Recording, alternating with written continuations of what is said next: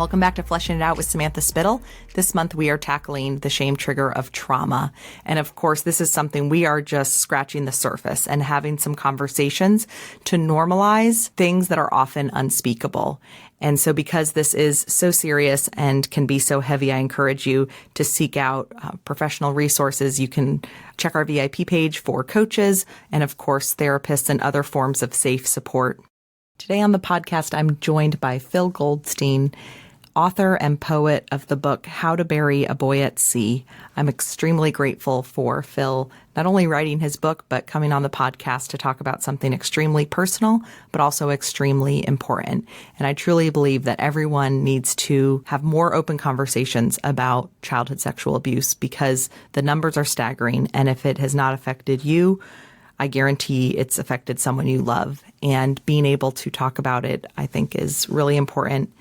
And so I just am extremely grateful for Phil. As I say in the podcast, I'm not excited to talk about this, but I'm extremely grateful to increase awareness and understanding and, more importantly, healing. So join us as we flesh it out. Today it's hard to use the word exciting and to be excited when we're talking about such a heavy topic. But the reason I say excited and exciting is because this is something we've dealt with and have walked through, and to have someone that is walking and is passionate about it is extremely liberating. And it's kind of a full circle moment of, oh my gosh, it really does, to be able to talk about the things that people don't talk about is extremely comforting. So thank you. Sure. Well, first off, thanks for having me. I really appreciate it. And to be completely honest, I think that one of the reasons why I wrote my book is to provide support and insight and hopefully some healing. If I can do that for one person, awesome, fantastic job accomplished. If I can do that for more than one person, even better. And so I really hope that it has provided some measure of comfort and hopefully will in the future. That's really a core reason why I wrote the book and why I'm so passionate about talking about it and about this topic. Yeah. So today, this whole idea of trauma, childhood sexual abuse, there's just so many facets, so many layers to it. And so why don't you start out by telling us a little bit, kind of maybe more specifically your book, because it's a book of poetry. Sure. So my book is called How to Bury a Boy at Sea, and it is going to be available officially April 5th from Stillhouse Press, but it is on sale now as we're recording in mid-March. It's available for pre-order, but its official release date is April 5th. And like you said, it's a book of poetry. It's my debut poetry collection. And I wrote the first kind of batch of poems that, became the foundation for the book in 2018. When I was just starting therapy to deal with the abuse that I'd experienced when I was a boy. I've subsequently, edited a lot. And now that the book is coming out, and I would say that it's most obviously for people who are survivors of child sexual abuse, and especially men. But honestly, the target audience that I have in mind is much broader than that, because all of those people are connected to lots of other people. They have partners who are very integral and connected elements of the healing and recovery journey that happens when you start to unpack the trauma of CSA. It's a book that hopefully will appeal to therapists and counselors and people who, professionally work to help those who are, recovering from child sexual abuse. The more people and, young and adolescent men, especially, who I can reach with the book earlier on, I think, the better off the world will be, because, as oftentimes survivors of child sexual abuse wait a really long time to disclose that they've been abused, if they ever disclose. I say this really often when I'm talking about this, and I'll repeat it here, but I was just so astounded to learn, a few years ago, that the average age of disclosure of child sexual abuse, at least according to Child USA, is 52 years old. So 52 on average, which means that there are plenty of people who, wait until they're in their 60s or 70s or 80s to talk about it. And unfortunately, lots of people go to their grave having never told anyone about being abused. And so, yeah, I hope that the book is a tool that can be used to help break the silence. I hope that people obviously appreciate the aesthetics of the poems themselves, but I do have this larger hopeful goal for it. Definitely. And I mean, I remember when you and I had our first conversation offline, and you shared with me that the average age of disclosing that information is 52. And it blew me away, and at the same time didn't surprise me, in the sense that there's just so much that we don't talk about, and stigma and whatnot. And so I know that a big part of the book is kind of this wanting to normalize the conversation, bring it into conversations, because this is not something that's talked about. Most abusers, this is not a statistic, I'd have to Google it real quick, but I just know, that, any type of sexual abuse is it's usually someone people know. And I think that makes it so hard to talk about, to report. And so there's just so many different layers. So with what you're doing and wanting to, as I said, normalize the conversation, I guess, what are some of the things you want for people to know, or to bring into the world, bring out of the dark? For me, I talk a lot about living our life in the light and bringing things, shining a light onto those dark places. There's lots of things. I think that the first thing I would say is that it is totally normal and completely understandable for people who have been sexually abused as children to not talk about it for a really long time, to not tell their parents or relatives or, adults who were authority figures in their lives at the time of the abuse, especially if the person who's abusing them is another family member or somebody close to the family, whether that's a clergy person or a close family friend. The young mind is not made to be or capable of comprehending and being able to articulate that kind of trauma. You often dissociate when you're being abused like that, and your mind kind of shuts down as a survival mechanism. And so, even if you have a vague recollection and understanding of what happened, you might not be, fully aware yourself of what's been done to you. And so that's one layer of it. And then there's just the sense of dislocation and shame and fear.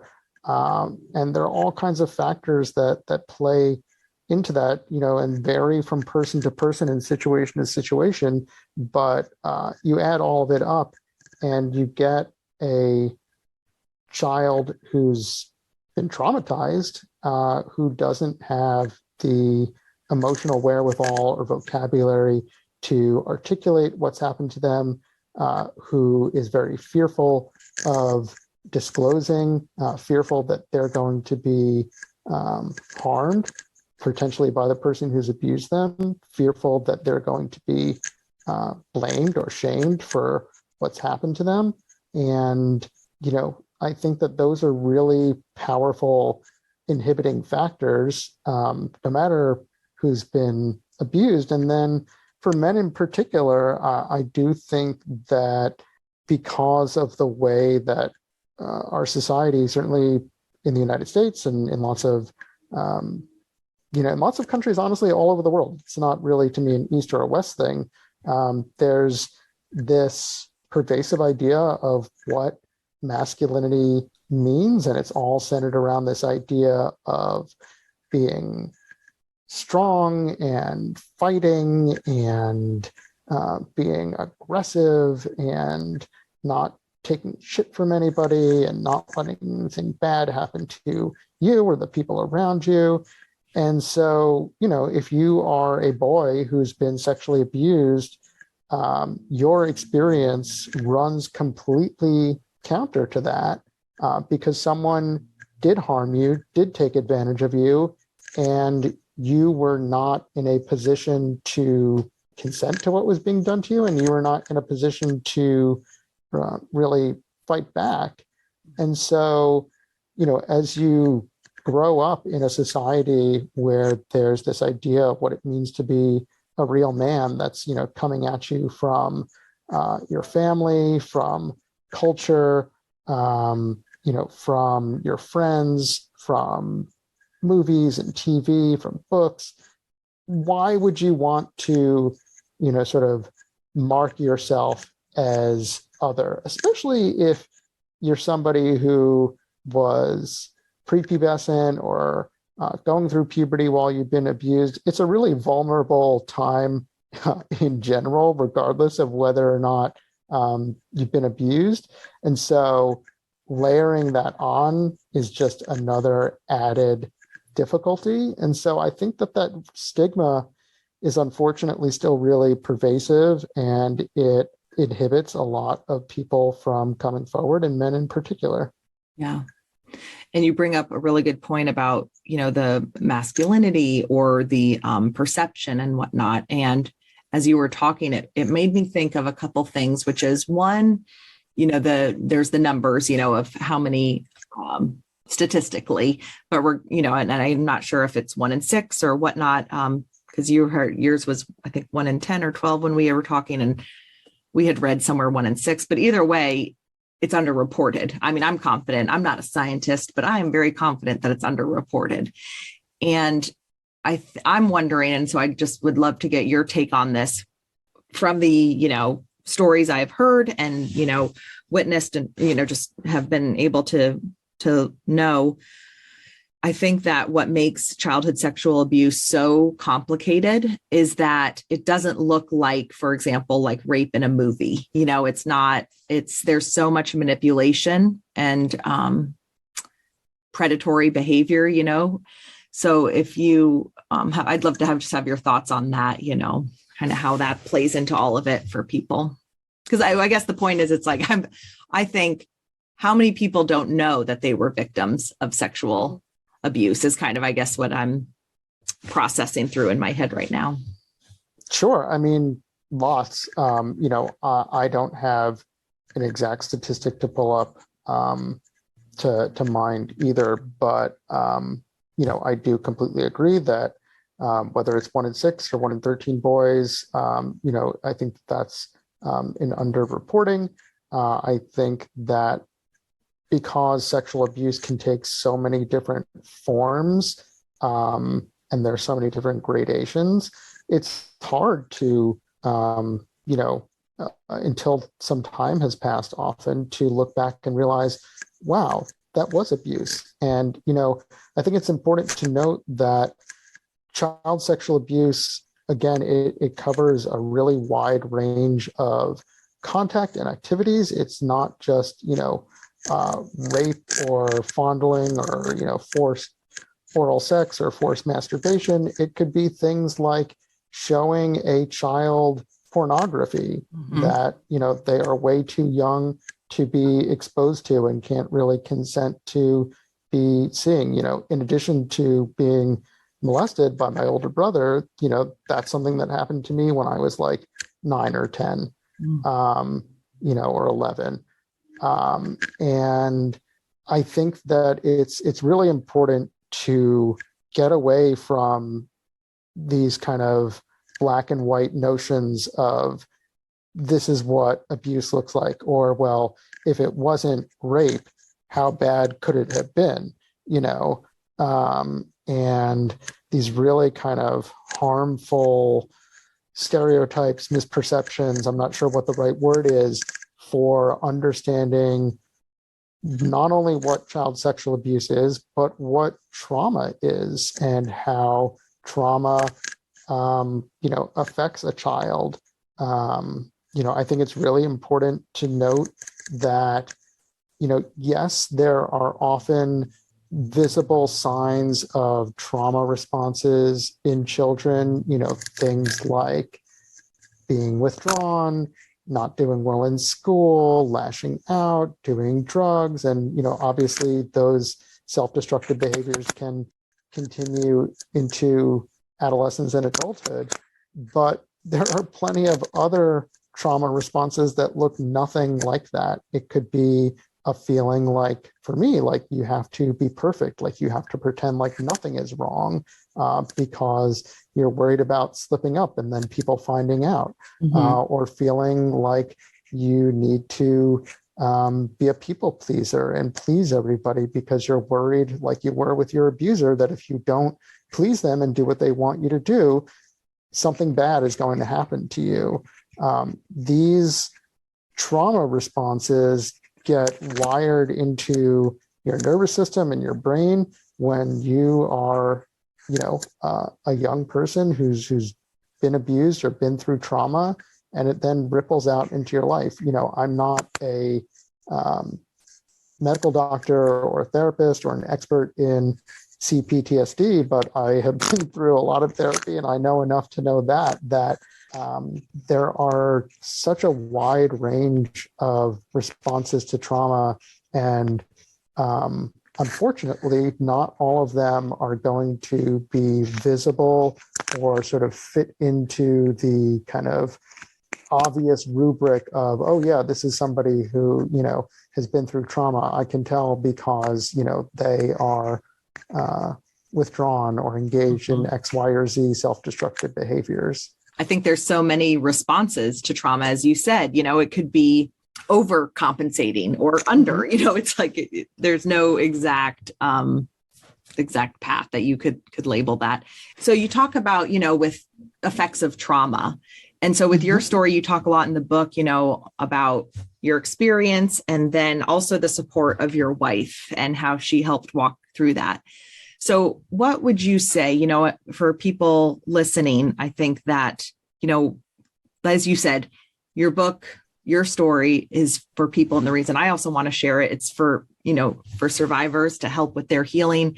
It's for those who love them to support them.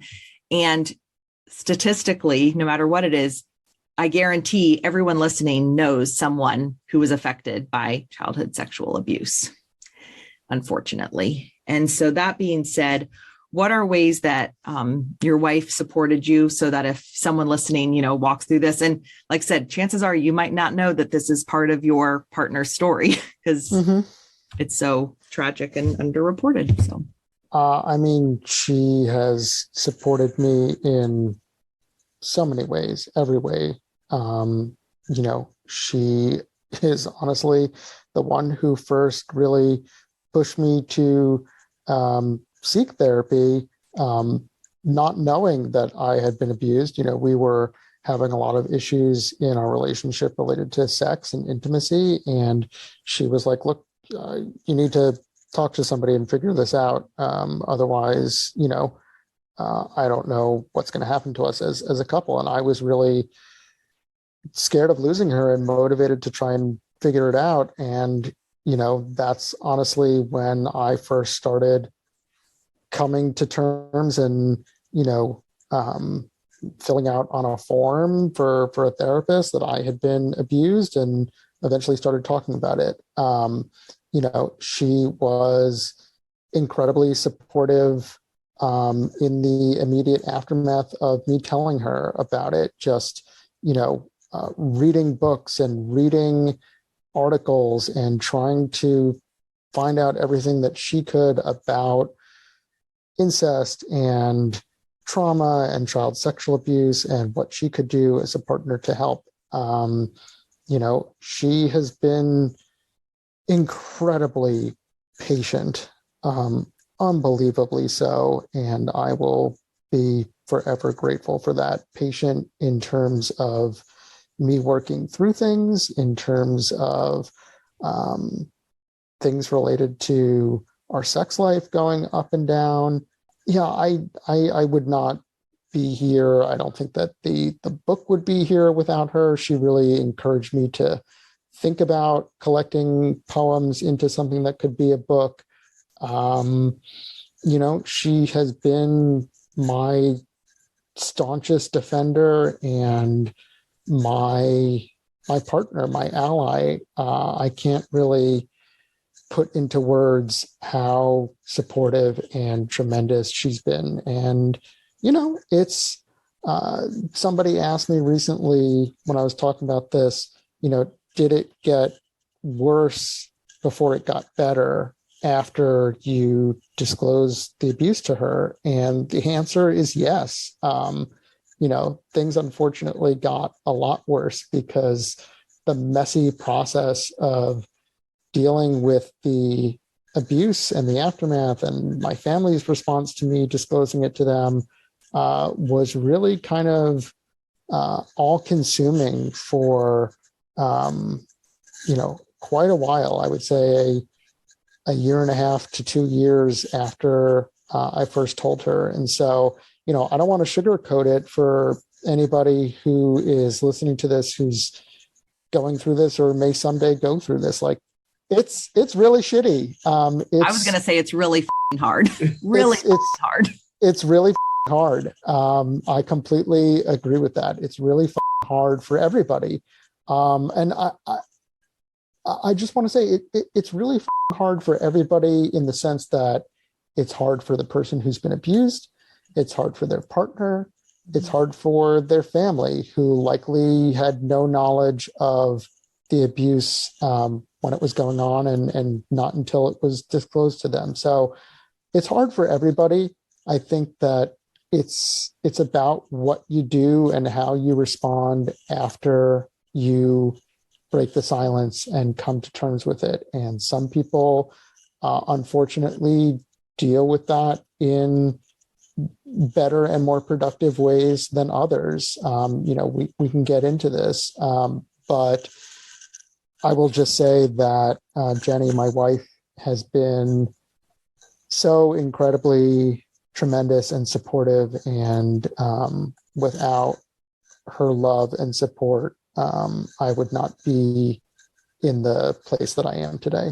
Well, I'm grateful for her and her support of you.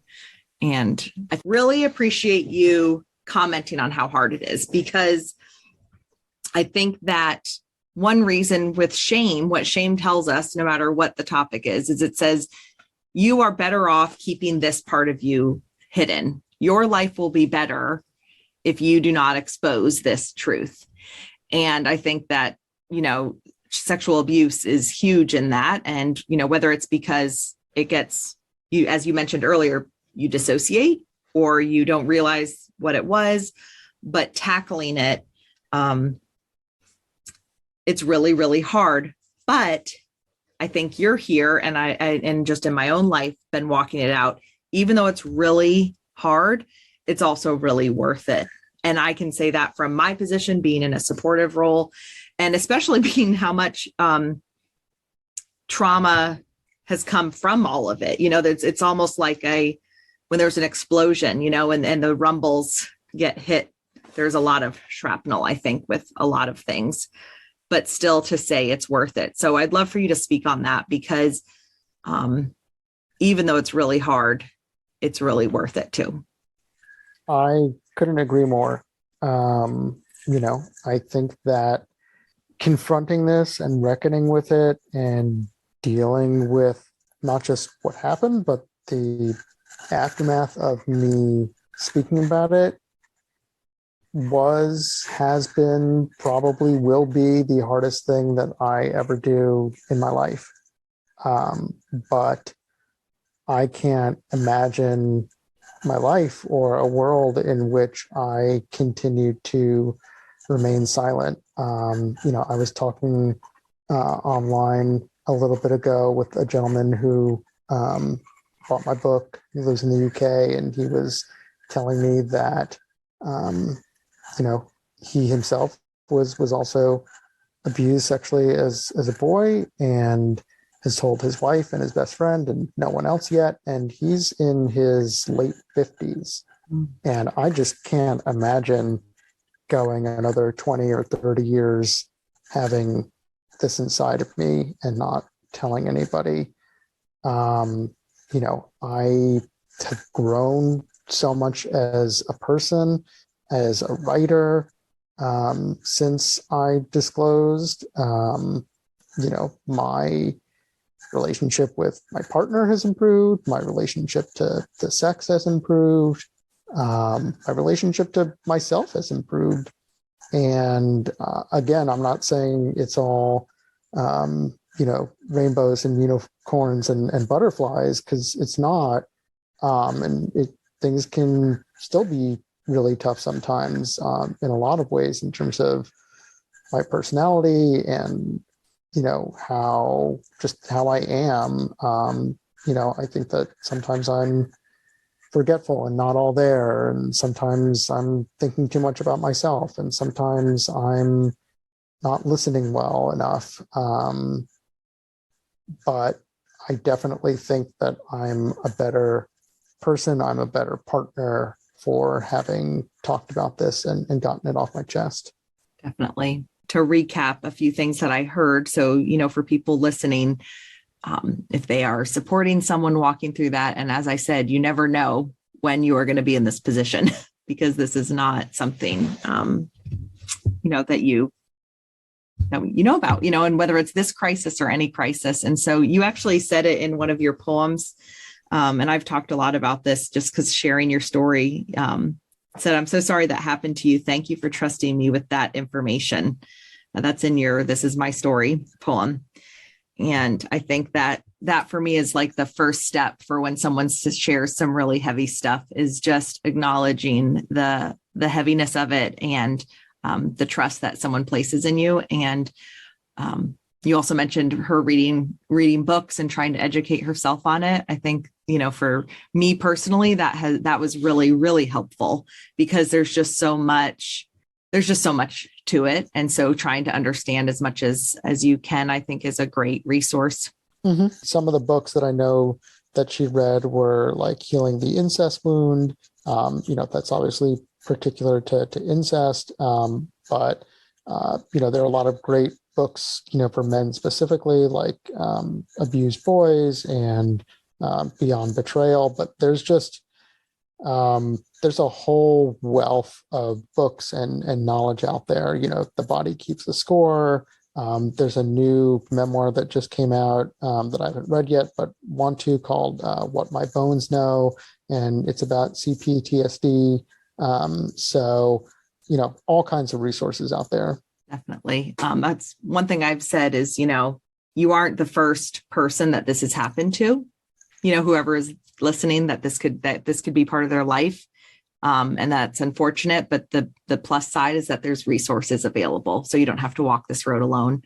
If people have listened to the podcast early on, when we kicked it off, we used to have, I would have the conversations, and then my sound editor and producer and also husband would join in. We'd kind of have an after show. And so we kind of thought today we would do an after show, but kind of part of the show.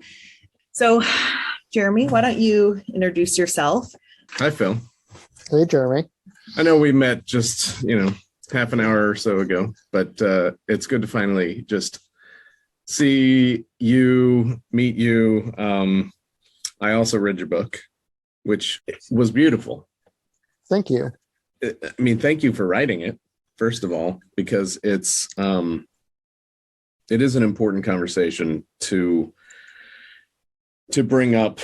I mean, I've shared my story with Samantha and close friends and multiple therapists, but never, publicly stated.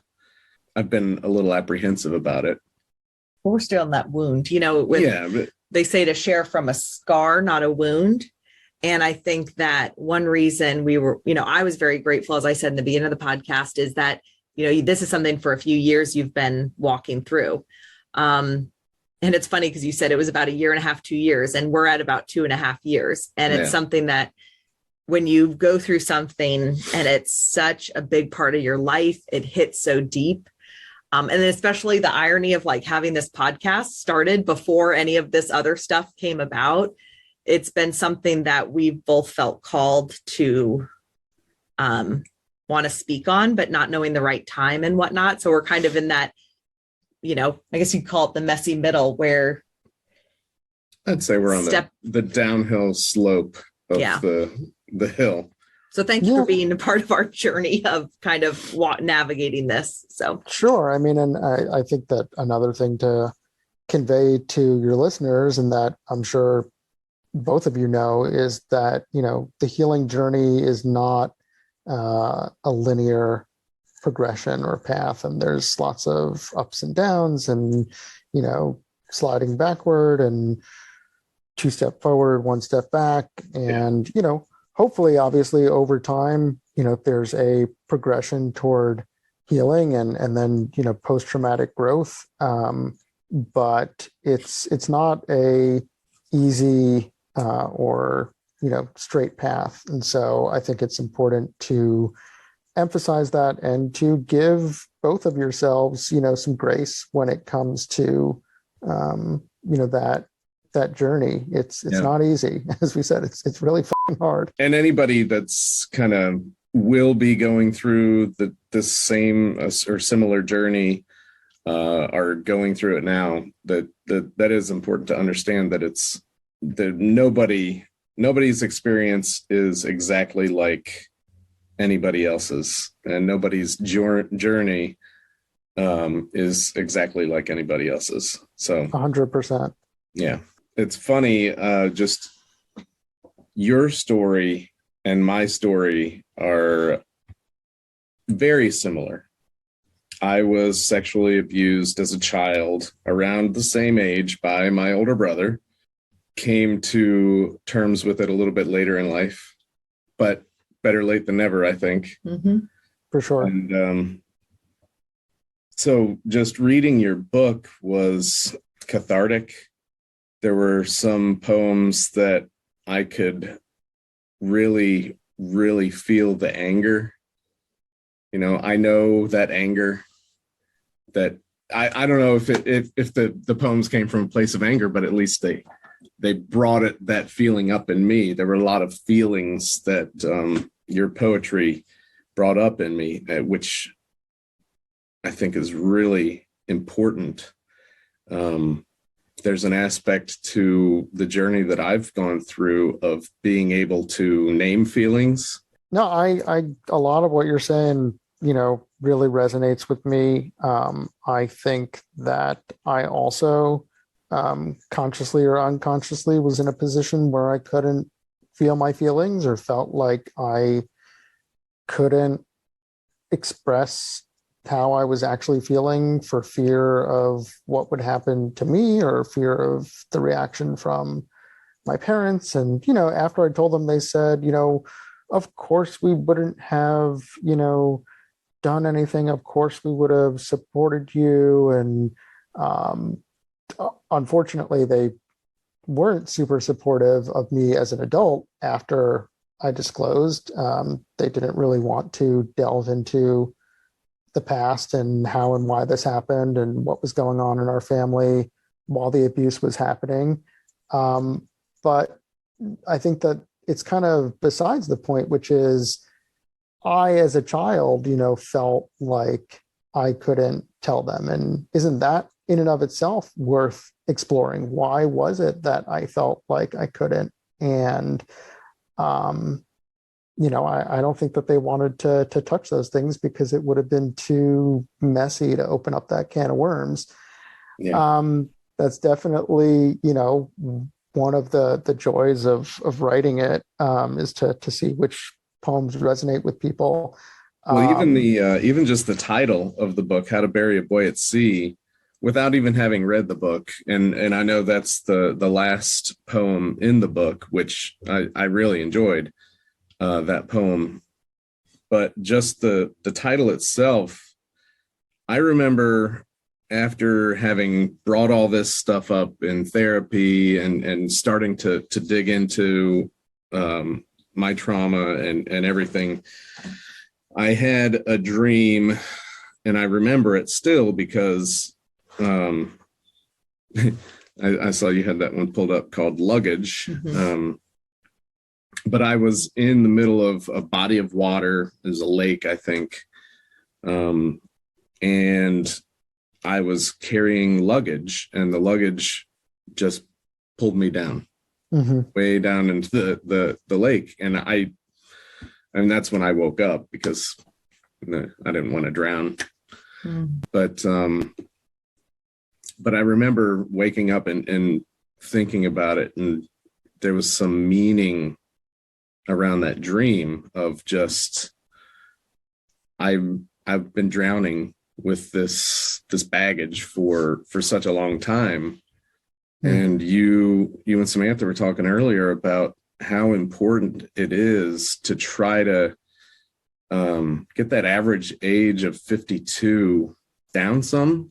I think it would be beneficial if people could work on this trauma. And it's not just childhood sexual abuse, it's any trauma really, but work at it at a younger age, but an age, an appropriate age. Sure. Yeah. I mean, I think that I would like that too. I mean, I don't wish this on anyone, obviously, and I can't imagine, like I said, being a middle-aged person and still carrying it around. I think it's tough, obviously, to come to terms and to even speak it out loud to a single other person, because once you do, then it becomes real, and it's like, whoa, this happened to me. And so I think it's important to also emphasize that a lot of people, when they disclose a past trauma, especially something like child sexual abuse, they need to be in a position and in a place in their life where they feel safe doing so. You need to be in a relationship where you feel safe. You need to be in a time and a place in your life where you feel safe. And it obviously took me almost 20 years to get to that point. And so, I don't think that there's any shame in, waiting till you feel like you're at the point in your life where you're comfortable enough to deal with it. I mean, I think that that's, there's all these people sometimes, people in your own family saying, well, why didn't you say something? Why didn't you speak up? Why didn't you tell us? You should have told us. And it's like, I just couldn't. I was not in a place mentally, emotionally, psychologically, sometimes even physically, where I felt safe enough to talk about it. And I just think that it's so important to underline, like there's so much that goes into deciding how and when you disclose, and nobody except you as the survivor gets to determine the appropriate time for that. And then after you disclose, that's when a lot of those things come spilling out. I mean, to circle back to something, Jeremy, that you said earlier, if the poems were written from anger, I certainly think some of them were, because there's a lot to be angry about. And I was somebody who, for a long time, suppressed that anger and didn't allow myself to feel anger. And then that kind of burst out in these really unexpected and unfortunate and unhealthy ways sometimes, and still does to a certain extent. I think that I'm a lot better about it than I used to be. But yeah, there's anger, there's sadness, there's isolation, there's longing, there's healing, there's happiness ultimately. There's acceptance. It's a whole kind of spectrum and journey. Right. And I've felt all of them. I felt all of them while I was reading. And I just didn't know how to express what I was feeling as a child, And yeah, it's hard. Your writing really helps people to understand what a child is going through up here in their head when these types of things are going on. I tried, as best as I could. I think that it's really hard to explain and communicate that sense of fear and shame and isolation that you experience as a child when you've been betrayed and abused. And it's tough to go back and sit in that place and be in that mind frame. But I think that it's really necessary. I mean, I think that, it was interesting after the book was accepted by Stillhouse. I wound up writing a ton more poems that got put into the book, and we added poems and took poems out and edited and shaped the collection into what it is now. But, my editors really encouraged me to write more poems about my childhood, and specifically about things that were not directly addressing or related to the abuse itself. And I think that was really important, because it hopefully helps kind of, make things a little bit more three-dimensional and provides this, mosaic of what life was like. Because, my childhood wasn't all bad. I grew up in a nice middle-class, family, with a childhood that was full of a lot of happiness. It just so happened that there was this dark rot in the middle of it that, kind of was silently spreading out. And I think it's important when we're doing this work to kind of make ourselves uncomfortable a little bit sometimes, and to go back there, because if you don't, then you don't really come to terms with it and you don't move on. It's called post-traumatic stress, for a reason. It's after the trauma, and you have to address the trauma if you're going to heal and move on. Yeah. It's funny. As you were talking, I was smiling because I was thinking, I'm a verbal processor, and so my thoughts were swirling, and I thought, oh my gosh, I have the endorsement for the book. Here's my little blurb to give, except it won't be a blurb. It'll be like 3 pages, paragraphs of me talking. But for me to read your book, and so this is kind of speaking to people that are supporting someone who's unpacking childhood sexual abuse. I think it's imperative to read it because, as Jeremy pointed out, for him, it was very cathartic to see so much of his journey, even if the stories are different, there's just so much connection there for him. For me, when you were talking about your childhood and how, I love the way you said it about that visual of, it's like a good childhood. There was just this darkness, there was like this. And so I remember reading some of the poems. It was like, it reminded me like, there's so much more than just this trauma going on, And I think that it's hard for people, especially from the outside looking in, like, what are you talking about? Your life's fine. Your life's good. What do you mean? You had a good childhood. So it kind of just helped paint that full picture. And the other thing is you talked about, not wanting to be uncomfortable and talking about this. I mean, just we've seen it in our own life.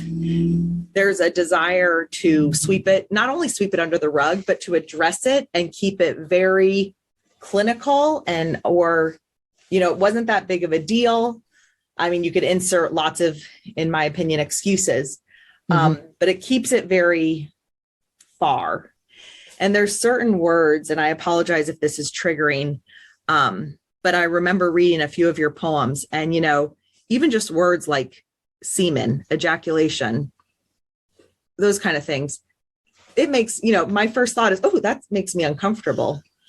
But that's the reality of abuse. And I think for someone who's supporting someone walking through this, it may be really uncomfortable, but that's not my reality. And I think to just understand a little bit more of the seriousness and the trauma and whatnot, it's just something that as we've walked this out, Jeremy did a lot of writing. I'm a verbal processor. He writes, and what he's felt comfortable sharing over the last 2.5 years. There's just been times where I read certain things and it caught me off guard, but I was so thankful to read it because it just reminded me how real it is. And I think that not everyone feels comfortable sharing their story, and nor should they. No one owes you their story. And that's why I'm just even more grateful for your book, because it's something that if you know someone, you need to read it because you need to see the reality of it, and the full picture of it, the good times. I was thinking of the one poem. It was What a Bed Takes In. Yeah, what a bed takes in. That one in particular, just things like that I just feel like these things need to be talked about. I can't think of a pretty way to say it, but it's reality. And I think that to deny someone's reality and to deny the reality of what we're really talking about just makes it easier to sweep the trauma under the rug and not address it. So.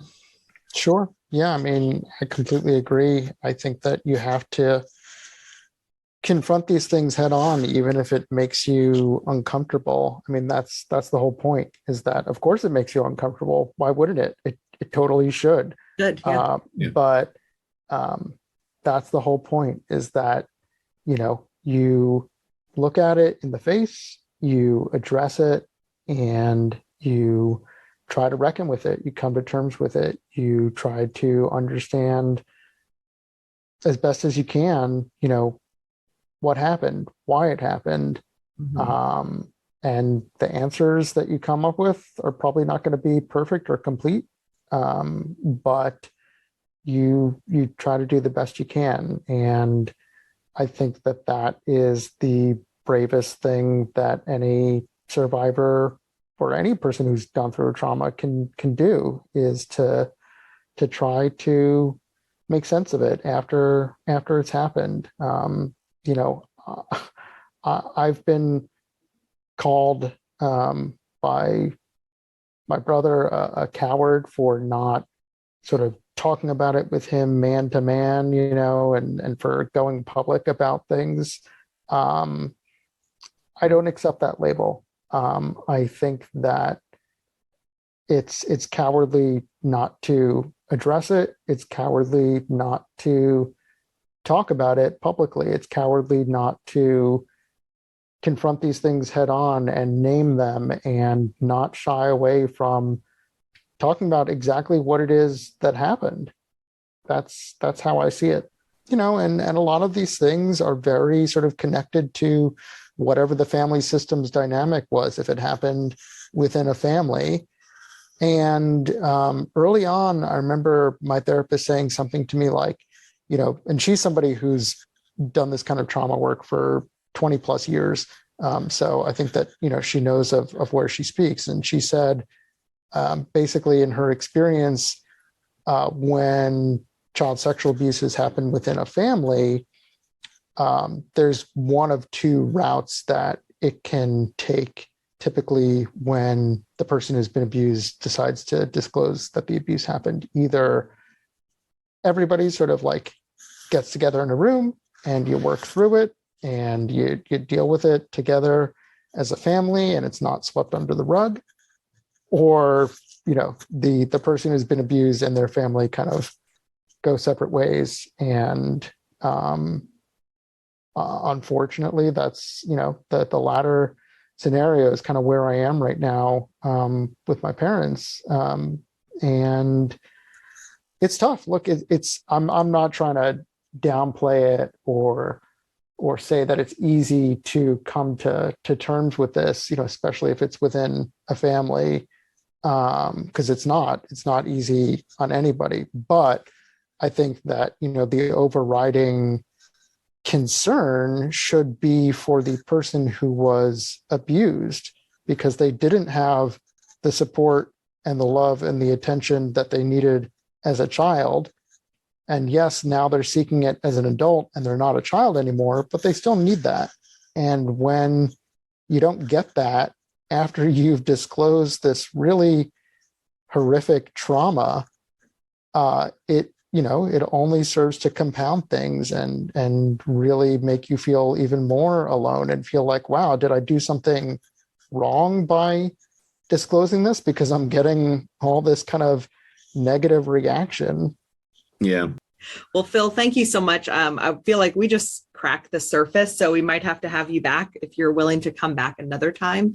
Absolutely. To dive into this more. Appreciate you staying on longer. For everyone listening, I think your book is truly important for both survivors to read, to connect, knowing that they're not alone, and also for anyone who loves or supports a survivor to really be drawn into the story, drawn into their experience. And because even if it's, as Jeremy said earlier, even if it's a different experience, there's just so many similarities. Mm-hmm. And I'll be honest with you, I'm not normally a poetry reader, and I went faster through it than Jeremy did because one, probably just our different reading styles, I had to take my time. And he, of course, had to take his time because it was a lot more triggering, but I still got so much from it. It was like going through that journey, your childhood, your adulthood, unpacking it, the experiences. And so I can truly say, I really think everyone needs to read this to understand it better. Your book is just a great way to take that next level to kind of make that emotional connection and not just an intellectual connection to this trauma. So, yeah. Well, I appreciate that. And again, for your listeners, the book is called How to Bury a Boy at Sea, and it's available now. Definitely. We'll have a link to that. And we'll also have links at the back of your book. You also have resources. And so we'll be sure to share those resources as well as a copy to the book. And, we've had some other authors on here, and I think it's important to support the work that you do because, we need to share more stories. Yeah. So thank you both for sharing today and being here. Yeah. For sure. Thank you so much for having me. I really appreciate it. Thanks for listening to Flushing It Out with Samantha Spittle, where we explore growth and healing through vulnerable conversation. Our hope is that you feel seen and find tools for growing resiliency and tackling your own growth and healing. Be sure to subscribe and check out the VIPs and other resources at samanthaspittle.com. This has been a Spitfire production.